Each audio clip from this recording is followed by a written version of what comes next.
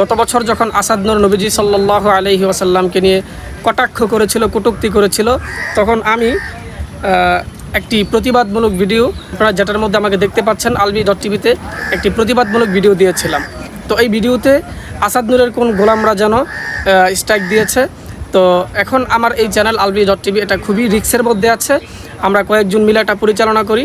ওরা তো আর জানে না যে আমরা কওমি মাদ্রাসার সন্তান। আমাদেরকে স্ট্রাইক মেরে বা আমাদেরকে বিভিন্ন ষড়যন্ত্র করে আমাদেরকে রোখা যাবে না, এটা ওরা জানে না।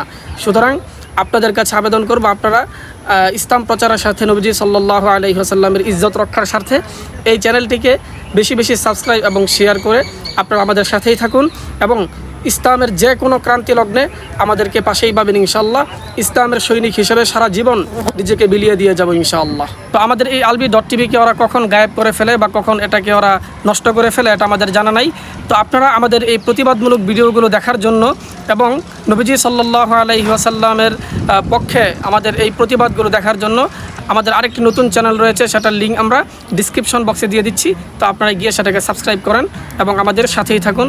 মনে রাখবেন, আমরা কওমি মাদ্রাসার সন্তান, আমরা কখনোই ইসলামের ক্লান্তি লগ্নে কখনোই আমরা দূরে সরে যাব না ইনশাআল্লাহ। আমরা কখনো নাস্তিক বা মুরতাদের হুমকিতে থেমে যাব না এবং ইসলামের ঝান্ডাকে সমুন্নত করেই ছাড়বো ইনশাল্লাহ। সুতরাং আপনার এই চ্যানেলের পাশেই থাকুন এবং আমাদেরকে বেশি বেশি সাবস্ক্রাইব করুন, শেয়ার করুন, যাতে আমরা ইসলামের পক্ষে বেশি বেশি কাজ করতে পারি।